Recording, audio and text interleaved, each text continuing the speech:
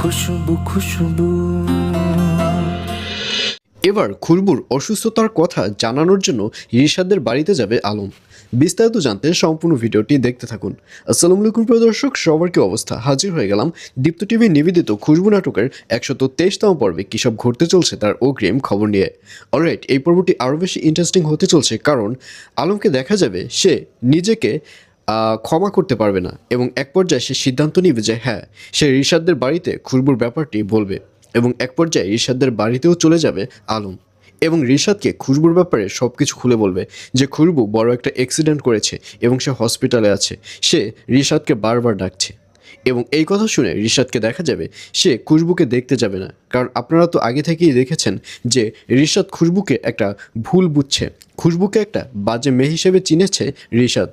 আর যার কারণে এরকম মুমূর্ষু অবস্থার কথা শোনার পরেও রিশাদকে দেখা যাবে সে খুশবুকে দেখতে যাবে না। আর অন্যদিকে খুশবুর বাবার কাছে মত কিন্তু তারা আবারও ব্যাক আসবে। ব্যাক আসার পর বলবে আচ্ছা ঠিক আছে, আপনি যা বলছেন আমরা তাই মেনে নিব। আপনি চেয়েছেন যে আমাদেরকে থাপ্পড় মারতে, আপনি আমাদেরকে থাপ্পড় মারুন, বিনিময়ে আমাদেরকে শরবত দিন।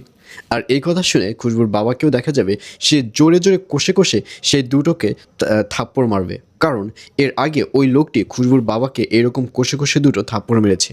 যার কারণেই খুশবুর বাবা তার প্রতিশোধ নেবার জন্য ওই লোক দুটোকে কষে কষে দুটো থাপ্পড় মারবে এবং অবশেষে সে আবার শরবত বানানো শুরু করবে এবং সেই শরবত ওই লোকদের কাছে বেচে মোটা অঙ্কের টাকা নিবে সেই খুশবুর বাবা।